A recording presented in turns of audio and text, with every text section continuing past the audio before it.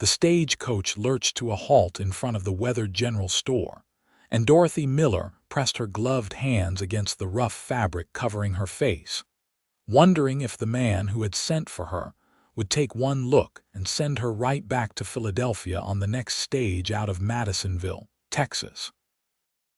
The year was 1876, and the journey from Pennsylvania had taken nearly 3 weeks, each mile carrying her farther from the fire that had changed everything and closer to a future she could barely imagine. Through the small window, she could see the dusty main street of this frontier town, so different from the cobblestone roads and brick buildings she had left behind. The driver's gruff voice called out that they had arrived, and Dorothy felt her stomach clench with a fear that had become her constant companion since the night flames had consumed the textile factory where she worked. She descended from the coach carefully, her burgundy traveling dress concealing most of her body, but nothing could hide the scars that crept up the left side of her neck and covered nearly half of her face. The other passengers had stared during the journey, some with pity, others with poorly concealed revulsion. Children had cried at the sight of her. One woman had actually crossed herself as though Dorothy carried some curse. The afternoon sun beat down mercilessly on the town square, and Dorothy could feel sweat gathering beneath the veil she wore. She had written to Jacob Nash about her appearance, had been brutally honest in her letter after his advertisement seeking a mail-order bride had caught her eye in the newspaper. She had nothing left in Philadelphia except memories of screaming coworkers and the smell of burning cloth and flesh. Her family was gone, taken by fever 2 years before the fire. The factory owner had given her a small settlement, enough for a new start somewhere far away, and Jacob's advertisement had seemed like providence. His response had been brief but not unkind. He wrote that he was a rancher outside Madisonville, that he was 28 years old, and had been managing his family's cattle operation since his father passed 5 years earlier. He needed a wife, he said, someone steady and reliable who could help build a life on the frontier. He had not mentioned her burns in his reply, and Dorothy had taken that as a sign that perhaps, just perhaps, she had found someone who could see past her ruined face. Now, standing in the dusty street with her single trunk beside her, she scanned the handful of men loitering near the general store and the saloon across the way. Her letter had specified her arrival date and approximate time. Surely he would be here to meet her. Miss Miller. The voice came from behind her, deep and hesitant. Dorothy turned slowly, her heart hammering against her ribs. The man standing there was tall, well over 6 feet, with sun-bronzed skin and dark hair that needed cutting. He wore the practical clothing of a working rancher. Worn denim pants, a chambray shirt with the sleeves rolled to his elbows, scuffed boots, and a wide-brimmed hat he now held in his hands. His face was angular, handsome in a rugged way, with lines around his eyes that spoke of long days under the Texas sun. Those eyes, a startling shade of gray-blue, met hers directly, and Dorothy braced herself for the inevitable reaction. "Mr. Nash," she managed, her voice barely above a whisper. "Jacob, please." He stepped closer, and she saw him take in her veiled face the way she held herself stiffly, protectively. His expression did not change. No horror, no disgust, just a quiet assessment. "I apologize for approaching from behind. I wanted to be certain it was you before I introduced myself." "Was your journey tolerable?" The ordinary question, asked in such a genuine tone, nearly undid her. Dorothy had prepared herself for rejection, for shock, for any number of painful scenarios. Simple courtesy had not been among them. "It was long but uneventful," she replied, finding her voice growing steadier. "Thank you for meeting me, of course." Jacob gestured toward a wagon hitched nearby, drawn by two sturdy horses. "My ranch is about 5 miles west of town. We should arrive before dark. May I?" He indicated her trunk. Dorothy nodded, and he lifted it as though it weighed nothing, securing it in the back of the wagon. Then he offered his hand to help her up to the seat. She hesitated only a moment before accepting, feeling the callous strength of his palm through her glove. He climbed up beside her, gathered the reins, and clicked his tongue to the horses. They rode in silence for the first mile, leaving the small cluster of buildings that comprised Madisonville behind them. The landscape opened up into rolling grassland dotted with mesquite and live oak trees. In the distance, Dorothy could see cattle grazing, their forms hazy in the heat shimmer rising from the earth. The sky stretched endless and blue above them, so vast it made her feel impossibly small. "I should tell you about the ranch," Jacob said finally, his eyes on the road ahead. "It is not a large operation by Texas standards, but we run about 300 head of cattle. I have 2 hired men, Carlos and William, who live in the bunkhouse. My sister, Mary, was staying with me until last month when she married and moved to her husband's farm near Houston. The house needs a woman's touch, I will not lie about that. I have been focused on the cattle and let domestic matters slide." "I am accustomed to hard work," Dorothy said, grateful he was treating this as a practical arrangement. Perhaps that was all it would ever be, and she could accept that. A roof over her head, honest work, a place to belong. It was more than she had dared hope for. "I worked in a textile factory before the fire. Your letter mentioned the accident." Jacob's voice remained even matter-of-fact. "Must have been terrifying. 12 people died." The words came out flat, emotionless. Dorothy had repeated them so many times they had lost all meaning. "I was lucky," they said. "The beam that fell on me also shielded me from the worst of the flames. I was trapped for nearly an hour before they could free me." "Lucky," Jacob repeated, and there was something in his tone she could not quite identify. Strange word for it. "What would you call it?" He was quiet for a long moment, guiding the horses around a bend in the road. "Surviving. You survived, Miss Miller. That takes strength. The scars prove you fought to live." Dorothy felt tears prick her eyes behind the veil. No one had ever framed it that way before. The doctors had called her fortunate. The factory owners had called her lucky. The other survivors had simply avoided looking at her. But Jacob Nash, this stranger she had traveled halfway across the country to marry, called her strong. "You can call me Dorothy," she said softly. "If we are to be married, formality seems unnecessary." "Dorothy, then." He glanced at her, and she saw the hint of a smile at the corner of his mouth. "Pretty name. My mother's sister was called Dorothy. She was the toughest woman I ever knew. Raised 6 children on a homestead, fought off Comanche raiders, killed a rattlesnake that got into her kitchen using nothing but a broom. Died at 93, still sharp as a tack." "I am not certain I can live up to such a legacy," Dorothy said, but she felt something loosening in her chest, some tight knot of fear unwinding just slightly. "Time will tell." Jacob pointed ahead to where a cluster of buildings was visible in the distance. "That is home. The main house, barn, bunkhouse, and a few outbuildings. There is a creek that runs along the northern boundary of the property. Good water year-round. We have chickens, a milk cow, a few pigs. The garden has gone to weeds since Mary left, but the soil is decent if you have a mind to plant." As they drew closer, Dorothy could see that the main house was a low structure built of wood and stone, with a wide porch across the front.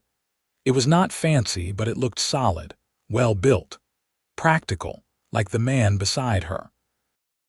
Laundry flapped on a line strung between 2 posts, and she could see that while Jacob had clearly made an effort to tidy up, there was a general air of bachelor neglect about the place. He pulled the wagon to a stop in front of the house and jumped down, then came around to help Dorothy descend. His hands at her waist were brief and respectful, but she felt the warmth of them through her dress. "I will show you inside," he said, retrieving her trunk from the wagon bed. "We can discuss arrangements. I know we corresponded about the marriage, but I want you to feel comfortable here first." "No pressure, Dorothy. You have traveled a long way. Take time to settle in." The interior of the house was dim and cool after the bright heat outside. Jacob led her through a main room with a stone fireplace, a rough-hewn table and chairs, and a few pieces of simple furniture. Through one door, she glimpsed a kitchen with a cast-iron stove. Through another, a bedroom with a large bed covered in a faded quilt. "That was my parents' room," Jacob said, setting her trunk down. "I have been sleeping in the smaller room off the kitchen. I thought you should have the main bedroom, more privacy, more space." Dorothy stared at him. "You are giving me your room, our room, eventually if you decide to stay. But until you are ready, until we are properly married and you are comfortable with the arrangement, I will bunk elsewhere." He met her eyes, his expression serious. "I am not a man who forces anything, Dorothy. You agreed to come here and consider marrying me. I intend to court you properly, even if the circumstances are unusual. You deserve that respect."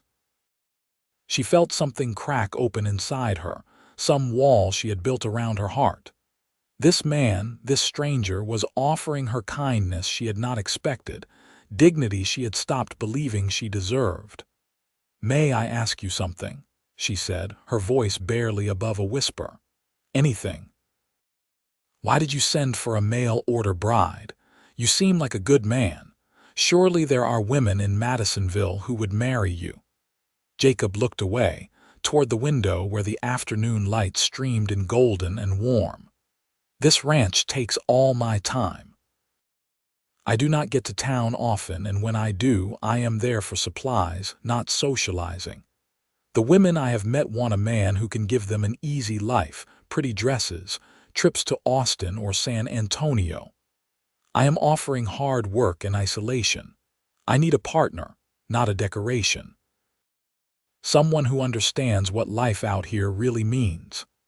"And you think I am that person?" Dorothy asked. "I think," Jacob said slowly, turning back to her, "that you are someone who knows what truly matters. You have faced something terrible and survived. You know the difference between surface beauty and real strength. That is what I need, Dorothy. That is what this life requires." She wanted to believe him. God, how she wanted to believe him. But fear still gnawed at her, the fear that had been her companion since the fire. "You have not seen my face," she said abruptly. "Not really. The veil hides the worst of it. Perhaps you should see what you are agreeing to before we discuss marriage further." Jacob regarded her steadily. "If you want to show me, I am willing to look. But I want you to know it does not matter to me, Dorothy. I meant what I said in my letter. I am looking for a wife, a partner. What you look like is the least important part of who you are." With trembling hands, Dorothy reached up and unpinned the veil from her hat, then removed the hat entirely. She unwound the scarf she wore beneath it, revealing her face fully for the first time since arriving in Texas. The left side of her face was a landscape of scar tissue, puckered and discolored, extending from her forehead down to her jaw and neck. Her left ear was partially gone, melted away by the heat. Her hair grew in patches on that side where the scalp had been burned.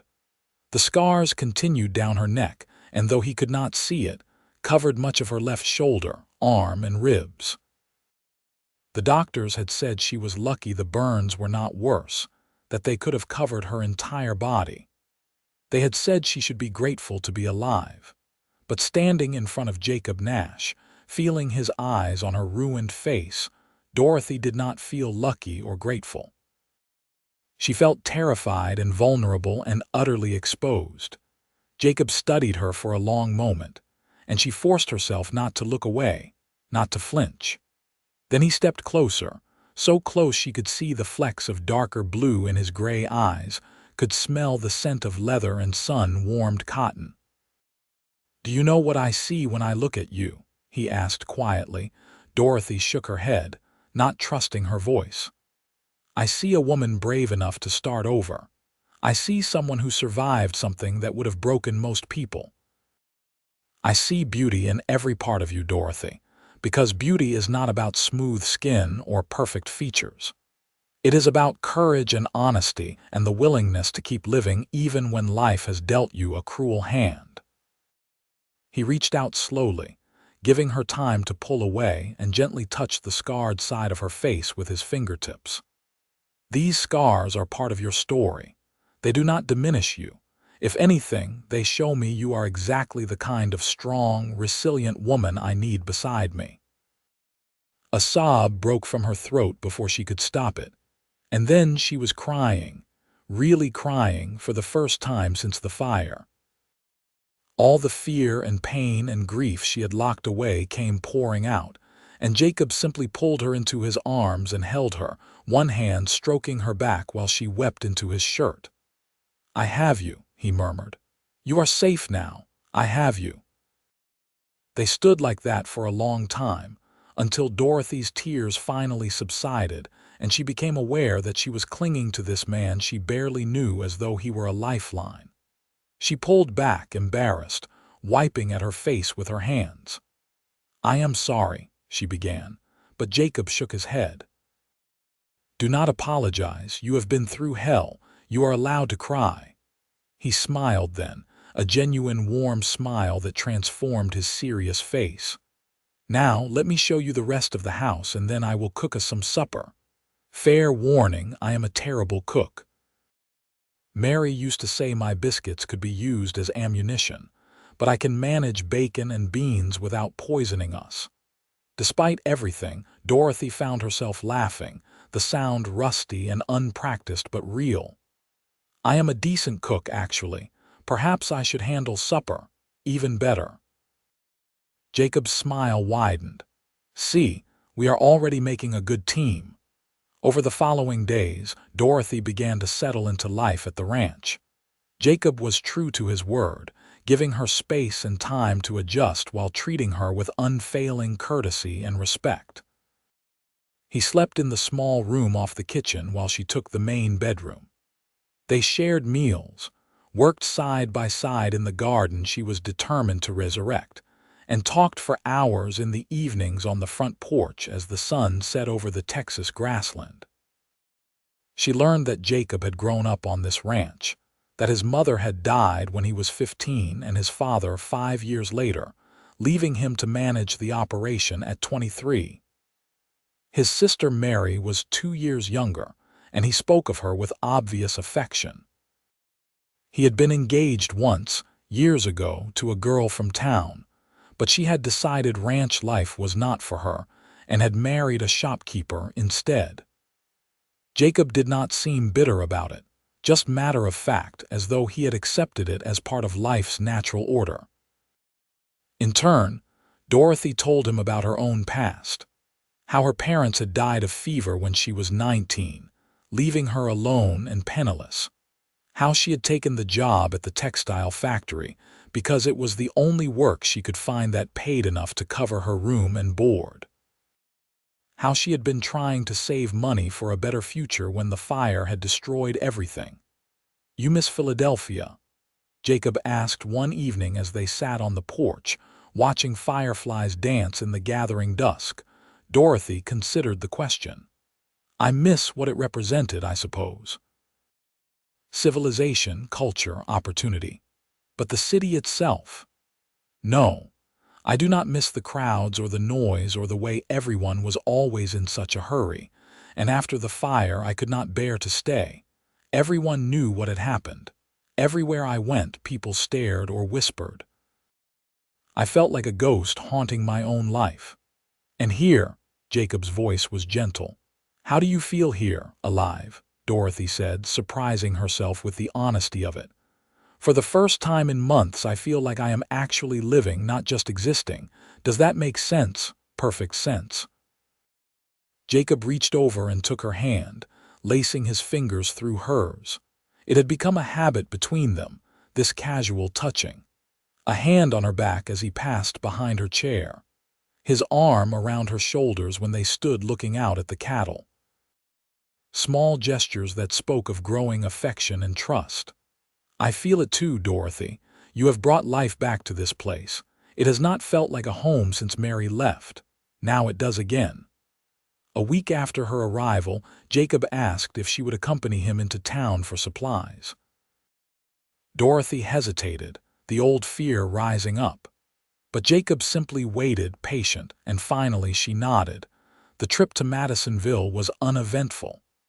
Dorothy wore her veil again, and Jacob did not comment on it, though she saw the way his jaw tightened slightly. In town, he introduced her to the general store owner, Mr. Patterson, and his wife, making it clear that Dorothy was his intended bride. Mrs. Patterson had smiled warmly and welcomed Dorothy to the community, seemingly unbothered by the veil or what it might conceal.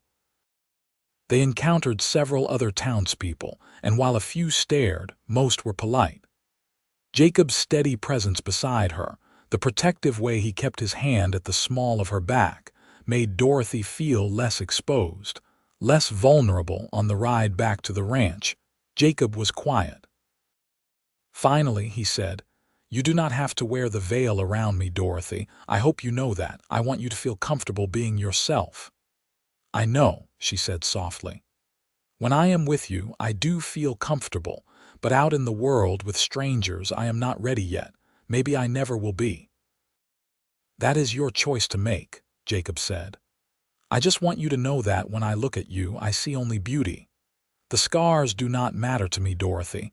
They are part of you, but they are not all of you, not even close to the most important part." That night, as they sat together after supper, Jacob cleared his throat nervously. "I have been thinking," he began. "You have been here almost 2 weeks now. I know we agreed you would take time to decide about the marriage, but I need to know, Dorothy, are you willing to stay? To marry me and make a life here?"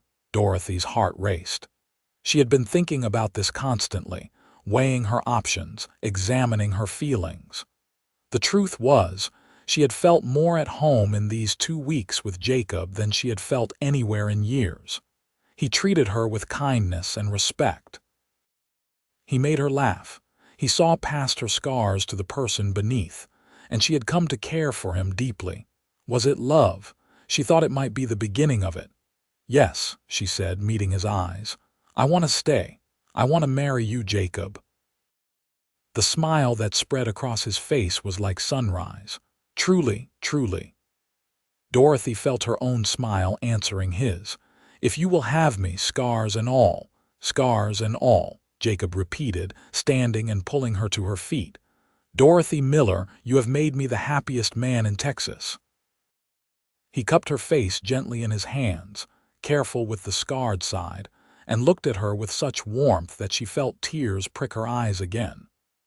"May I kiss you?" She nodded, breathless, and he leaned in slowly, giving her every chance to pull away. His lips met hers softly, tentatively, a question and a promise all at once.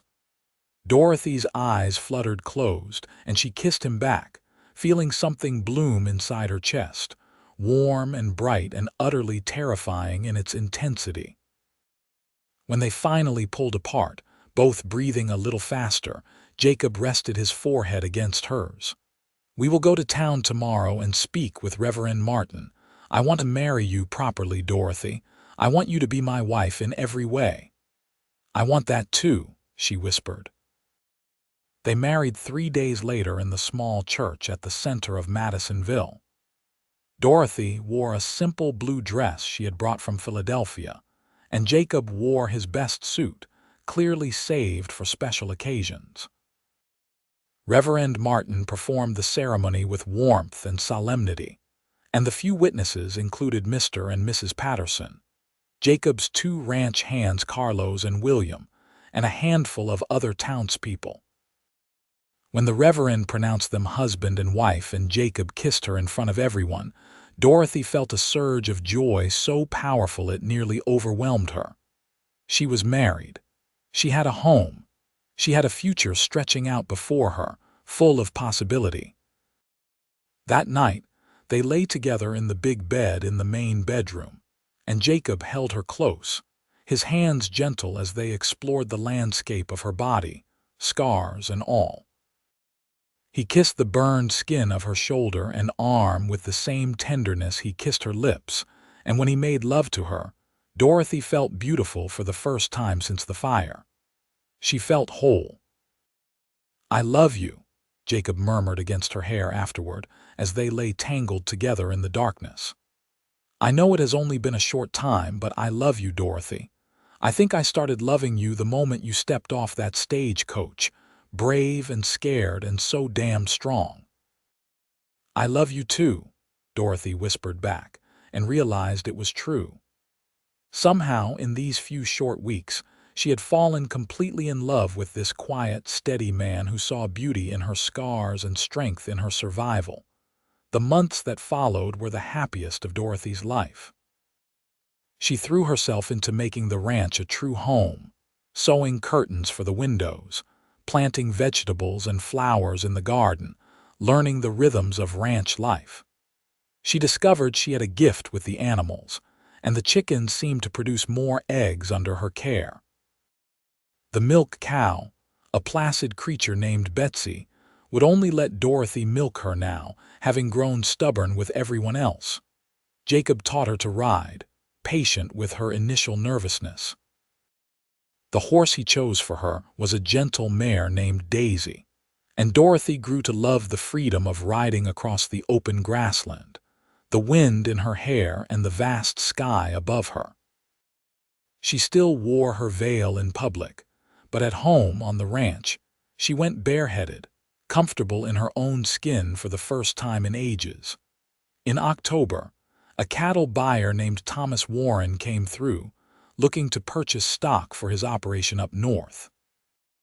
He stayed at the ranch for 2 days while he and Jacob negotiated the sale, and Dorothy made sure to prepare the best meals she could manage. On the second evening, as they sat around the dinner table, Warren looked at Dorothy and said, "Mrs. Nash, you are a fine cook. And if you do not mind my saying so, you run a tidy household. Nash is a lucky man." "I am the lucky one," Dorothy replied and meant it, after Warren left with a sizable herd of cattle and a signed contract for future sales. Jacob swept Dorothy into his arms and spun her around. "Do you know what this means? This sale will let us expand the operation, maybe hire another hand. We are going to make it, Dorothy. This ranch is going to thrive." "We are going to thrive," Dorothy corrected, laughing. "Together." As winter approached, Dorothy noticed changes in her body. She felt tired more easily, queasy in the mornings. When she missed her monthly courses, hope began to flutter in her chest. She waited another week, not wanting to say anything until she was certain, but finally she could not keep the secret any longer. "Jacob," she said one evening as they sat by the fire, her mending in her lap, "I think I might be with child." He looked up from the ledger he was studying, his eyes widening. "Truly, you are certain, not completely, but all the signs are there." Dorothy set aside her mending and moved to sit beside him. "How do you feel about becoming a father?" "How do I feel?" Jacob's voice was thick with emotion. He pulled her close, one hand coming to rest protectively on her still flat stomach. "Dorothy, I feel like the luckiest man alive. A child. Our child." He kissed her then, deep and sweet, and when he pulled back, there were tears in his eyes. "Thank you. Thank you for coming here, for taking a chance on me, for giving me this gift." "You gave me a gift too," Dorothy said softly. "You gave me a life when I thought mine was over. You gave me love when I thought I was unlovable. You gave me a home."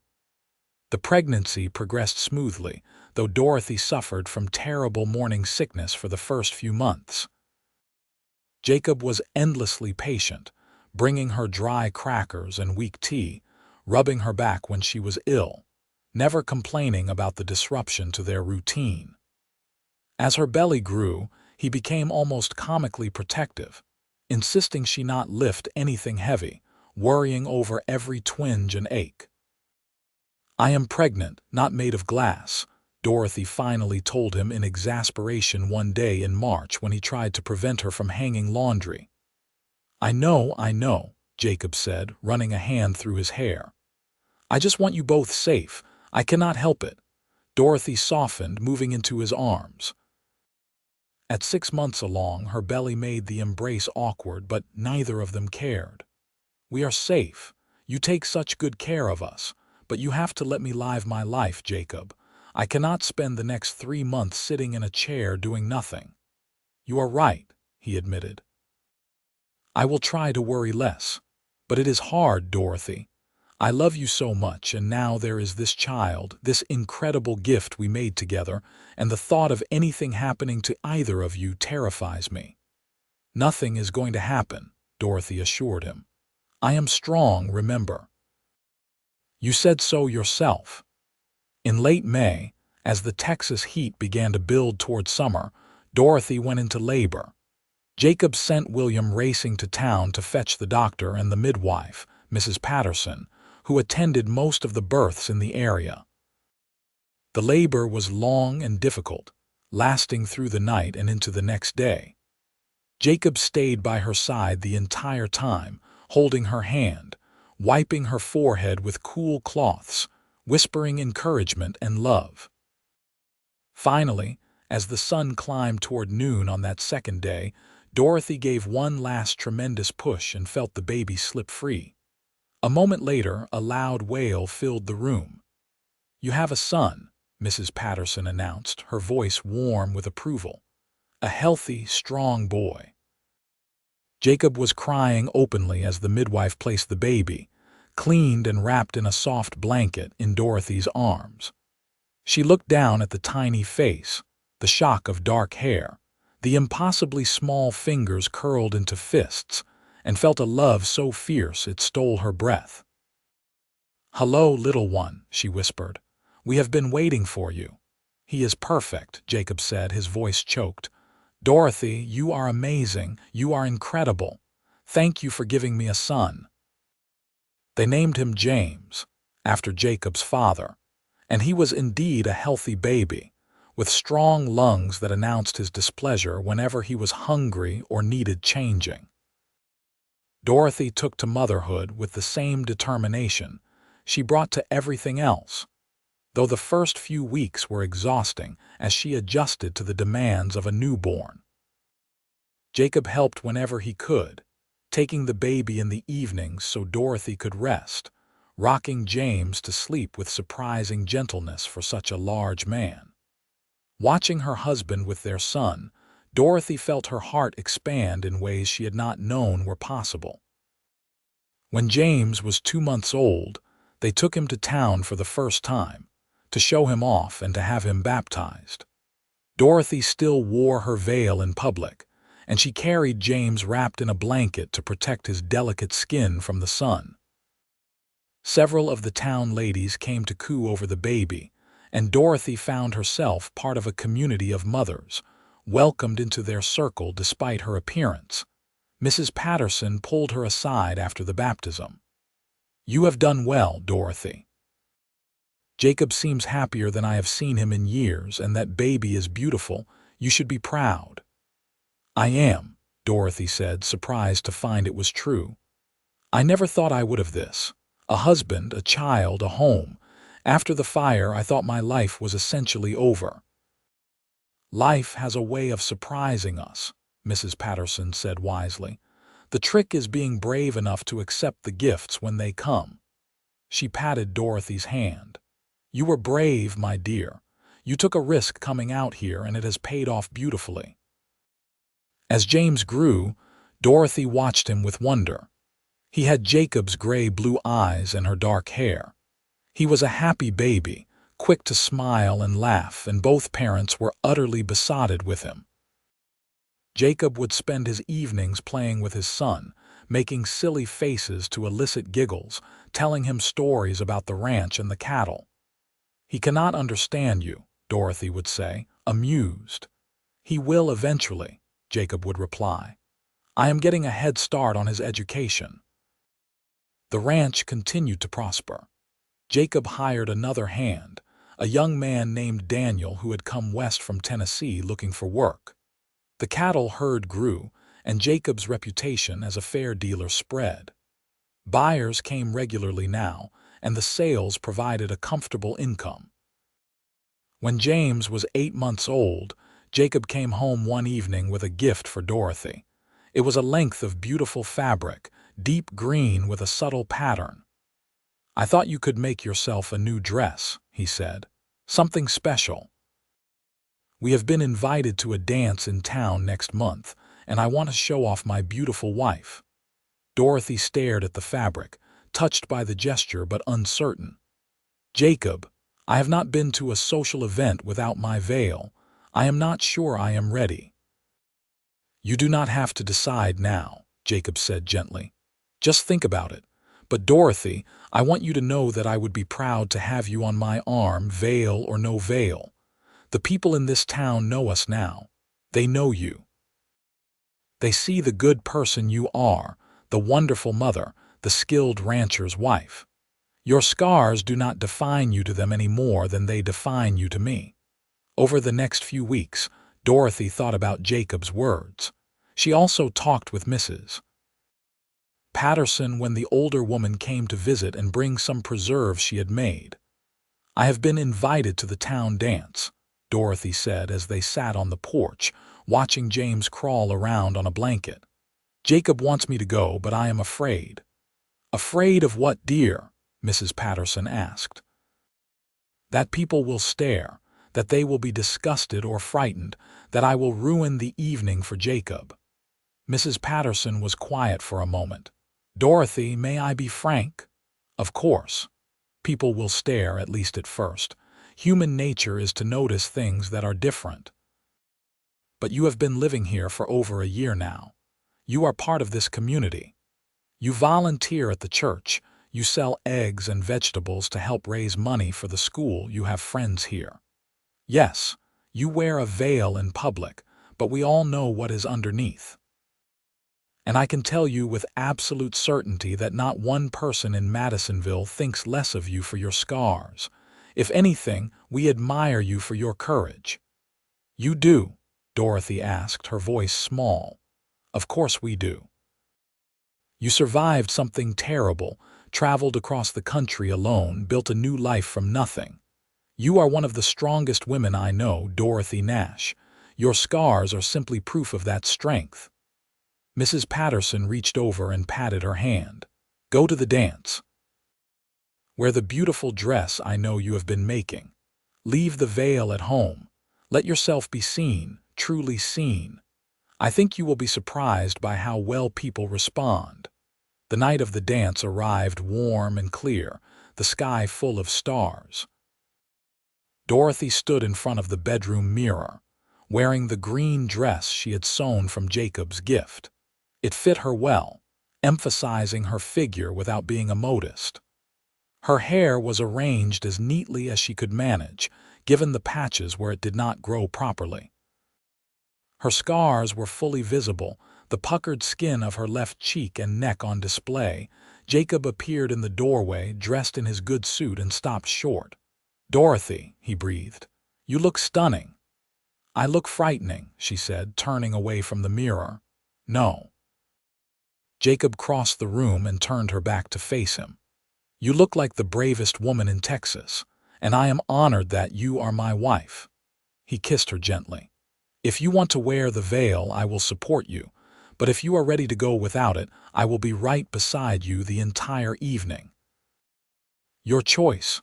Dorothy took a deep breath. No veil, I want to try at least, for you and for me. The church hall where the dance was held was decorated with bunting and lanterns. Music from a fiddle and guitar filled the air, and people milled about, talking and laughing. When Dorothy and Jacob entered, there was a momentary lull in conversation as people noticed her unveiled face. Dorothy felt her courage faltering, but Jacob squeezed her hand and led her forward. Mrs. Patterson materialized beside them almost immediately. "Dorothy, how lovely you look. That dress is beautiful. Did you make it yourself?" Her voice was deliberately loud enough for others to hear, and just like that, the spell was broken. Other women gathered around to admire Dorothy's handiwork, asking about the pattern and the fabric. Men greeted Jacob and asked about the ranch. Within minutes, they were absorbed into the crowd, just another couple at the dance. Jacob led her onto the floor for a waltz, and Dorothy followed his lead, her heart still racing but no longer from fear.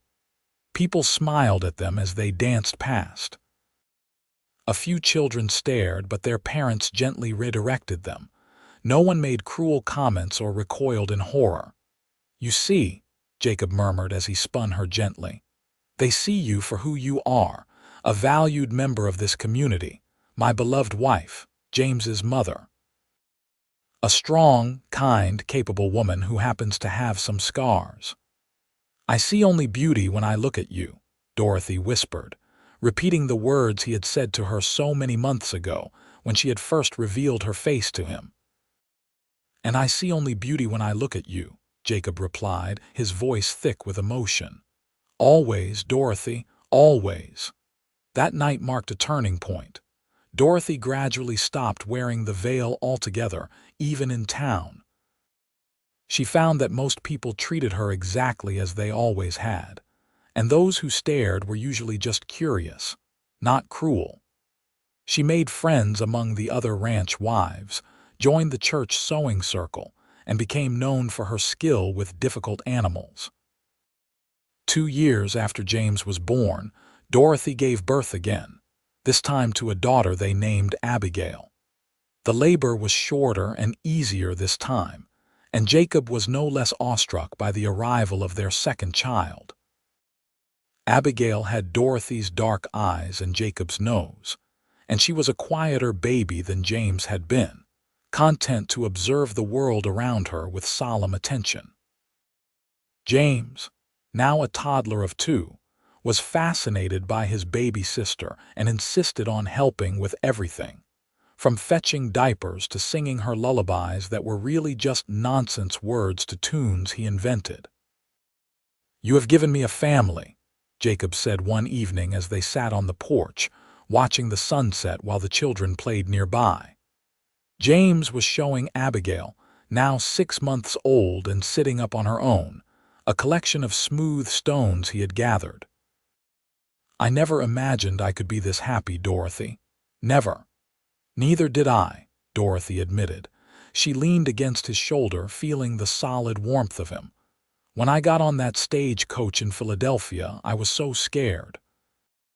I thought I was going to meet a man who would tolerate me at best, be repulsed by me at worst. I never dreamed I would find someone who loved me so completely." "I fell in love with you the moment I saw you," Jacob confessed. "Standing there in your traveling dress with that veil hiding your face, trying so hard to be brave. I knew right then that you were special, Dorothy, and every day since has only confirmed it." "You said you see only beauty when you look at me," Dorothy said, tilting her head to look up at him. "You said that the very first day, and I did not believe you then, but I believe you now. You have spent years showing me that you mean it, Jacob.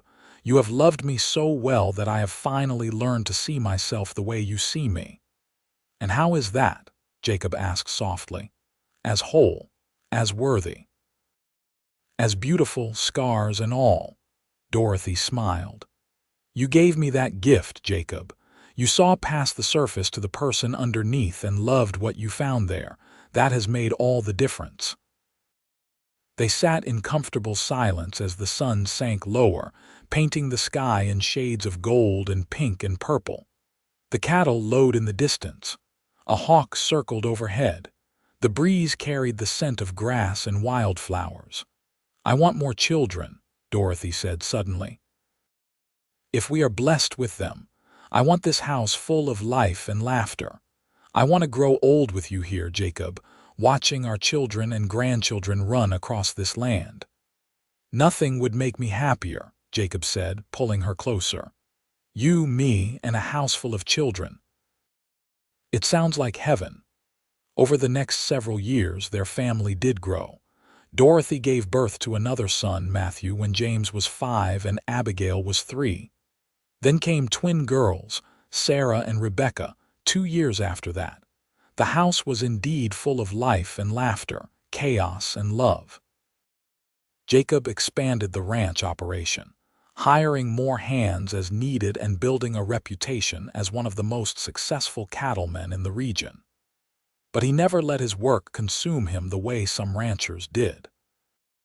He always made time for Dorothy and the children, teaching his sons to ride and rope, reading stories to his daughters, helping Dorothy with the endless tasks of running a household. On their 10th wedding anniversary, Jacob surprised Dorothy by taking her into Austin for a week, leaving the children with Mrs. Patterson and her husband. They stayed in a hotel, ate in restaurants, walked through the streets like courting sweethearts. Jacob bought her a gold locket and had their wedding date engraved inside. 10 years, he said as he fastened the chain around her neck. "The best 10 years of my life." "Mine too," Dorothy said, touching the locket with reverent fingers. "I never thought I would say this, Jacob, but I am grateful for the fire." He looked at her in surprise. "Grateful, it brought me to you. If I had not been scarred, if my life in Philadelphia had not become unbearable, I never would have answered your advertisement.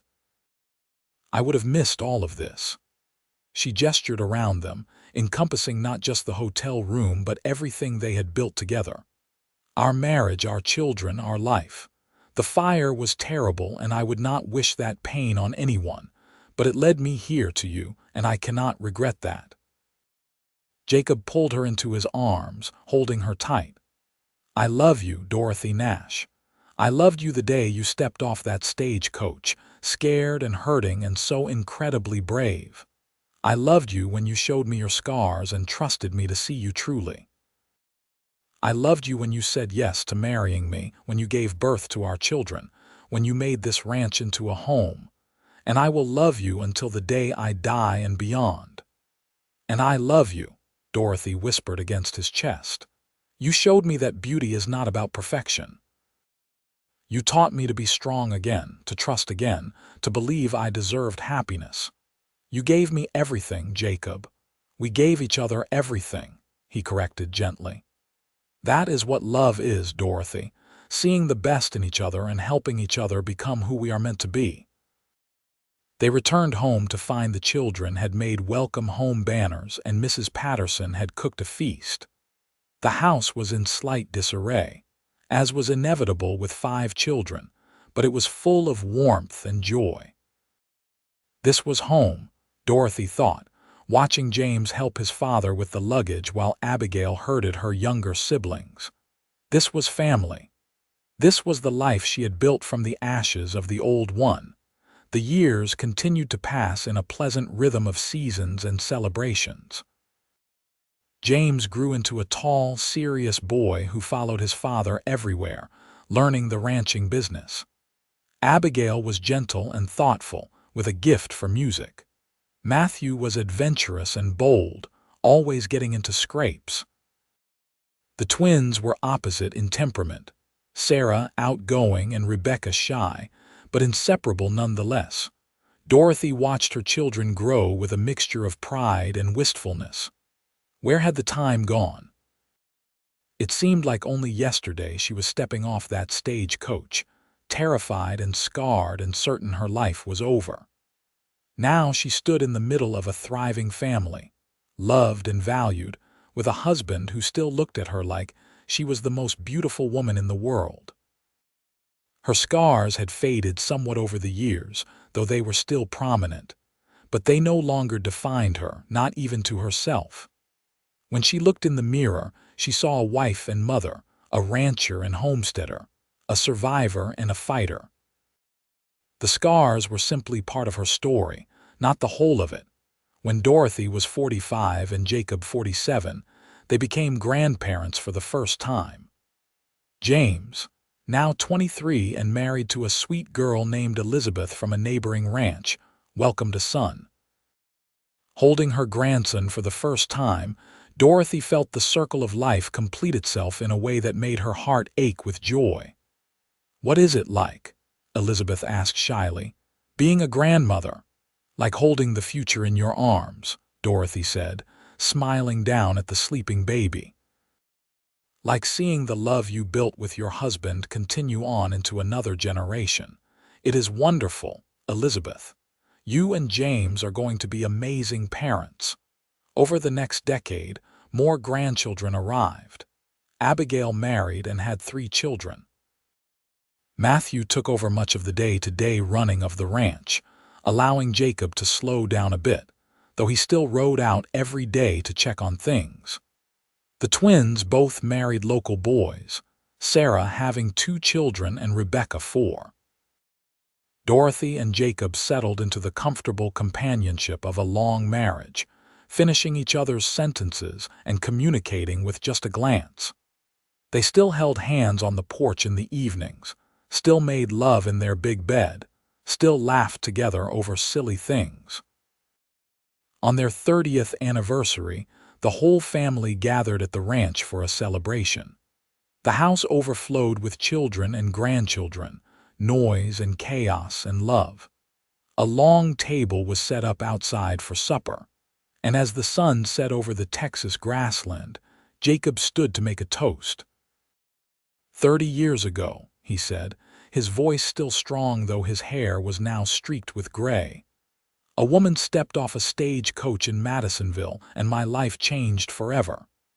Dorothy, you have been my partner, my love, my best friend. You have given me children and grandchildren, built this ranch into a true home, stood by my side through good times and bad. When I look at you, I see only beauty. I saw it then and I see it now.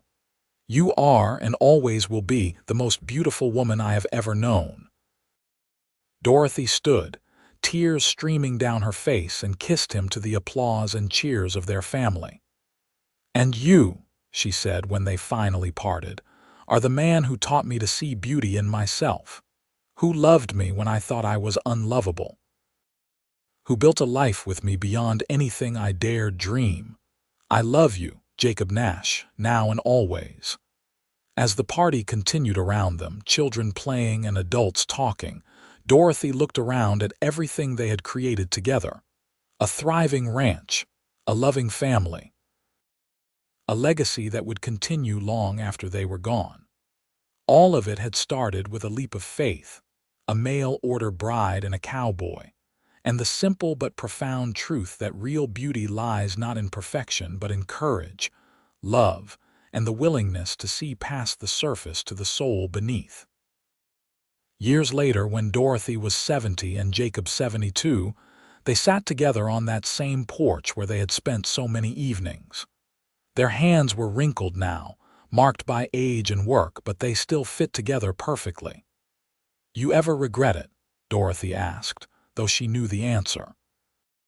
Sending for a mail-order bride, taking a chance on a scarred woman from Philadelphia, Jacob turned to her with those gray-blue eyes that still made her heart flutter.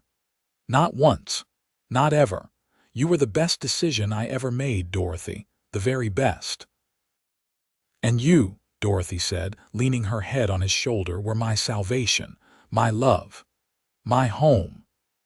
They sat in comfortable silence as the sun set one more time over the land they loved, the family they had built, the life they had created together. And Dorothy, the mail-order bride who had arrived covered in burns and full of fear, knew with absolute certainty that she was, and always had been, exactly where she belonged. The ranch continued to thrive under Matthew's management, and Dorothy and Jacob lived to see great-grandchildren born. They remained active and engaged, though they moved more slowly now, their bodies showing the wear of hard years and honest work. But their love never dimmed, never faded. If anything, it grew deeper, richer, more profound with each passing year. Jacob died first, peacefully in his sleep at 79 with Dorothy holding his hand. She mourned him deeply, but not without gratitude. They had been given 47 years together, years full of love and laughter, challenge and triumph. Not everyone was so blessed. At his funeral, Dorothy stood before the packed church and spoke with a steady voice. "My husband once told me that he saw only beauty when he looked at me. I was covered in burns, scarred and broken, certain I had nothing left to offer the world. But Jacob saw past all that. He saw strength and courage. He saw potential. He saw me, truly saw me in a way no one else ever had. He taught me that beauty is not about what others see when they look at us. It is about who we are inside, the lives we build, the love we give." Jacob Nash was the most beautiful person I ever knew, not because of how he looked, but because of how he loved. I will carry that love with me for whatever time I have left, and I will be forever grateful that a scared young woman answered a rancher's advertisement for a mail-order bride all those years ago. Dorothy lived another 6 years after Jacob's death, spending her time with her children and grandchildren, tending the garden she loved, and sitting on the porch watching the sunsets. She passed away in her sleep at 85, surrounded by family, her hand resting on the locket Jacob had given her so many years before. They buried her beside Jacob on a hill overlooking the ranch, under a live oak tree where they used to picnic with their young children. The headstone bore both their names and a simple inscription chosen by their children. True beauty lies not in perfection but in love. And so the story of Dorothy and Jacob passed into family legend, told and retold to each new generation. The story of a mail-order bride covered in burns, and the cowboy who saw only beauty. The story of two people who built a life together against the odds, who loved deeply and well, who proved that real beauty has nothing to do with scars and everything to do with the courage to live, to love, and to see one another truly. The ranch remained in the Nash family, passed down through the generations, a testament to what Dorothy and Jacob had built together. And on summer evenings, when the sun set over the Texas grassland and the air filled with the sound of cattle and cicadas, some said you could still feel their presence there. Two souls forever intertwined, their love a beacon for all who came after, showing that beauty is not something you see with your eyes, but something you recognize with your heart.